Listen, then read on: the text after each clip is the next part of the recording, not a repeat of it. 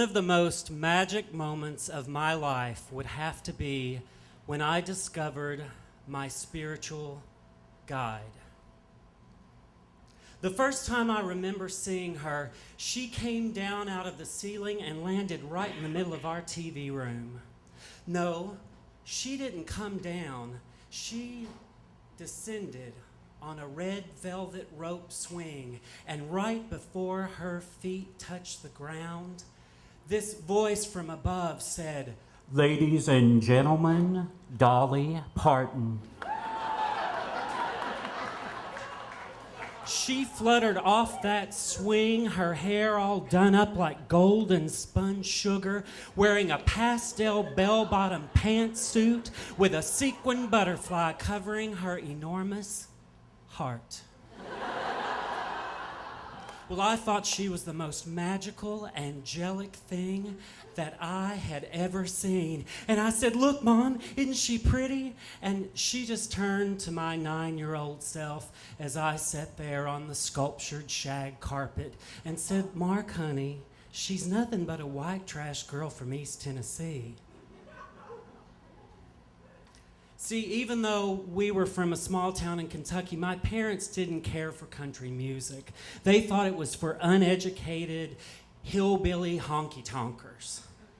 They like big band music from World War II. And my two older brothers, they liked heavy-hitting metal music.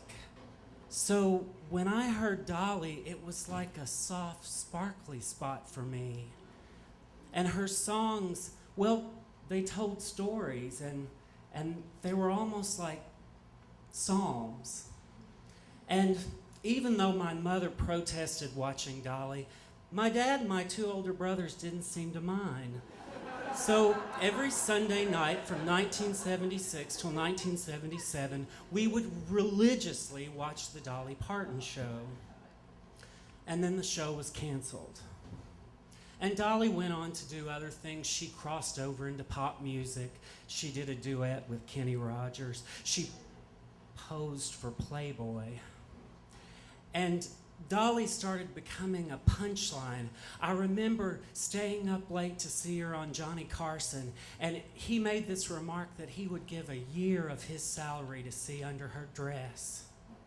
She had become a joke. So I fell out of love with Dolly, and I fell in love with another blondie.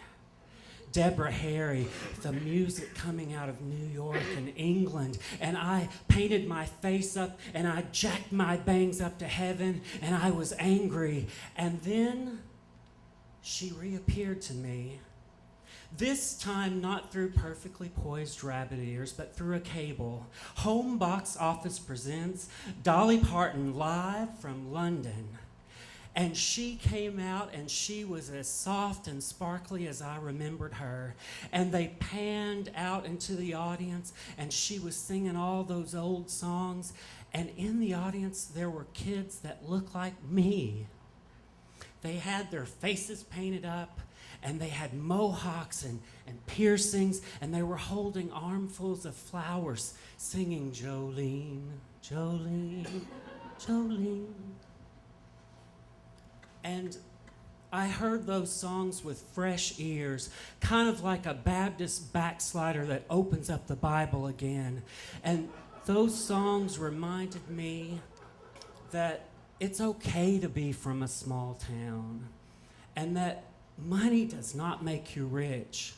But the most magical thing I remember about watching that special was I realized that Dolly Parton was not an unnatural abomination, and neither was I.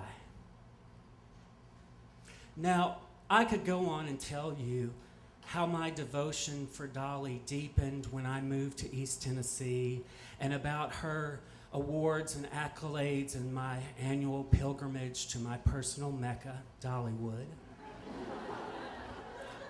And I would love to tell you about the Imagination Library, one of the most successful literacy programs in the entire world, started by Dolly Parton. But instead, in hopes that maybe you'll find a little bit of your inner Dolly, I'll leave you the way she left the show in the 1970s. Now you have to imagine that the camera pans in real close to her face and the lens all Vaselined up, kind of like the Martha Stewart show before she went to prison.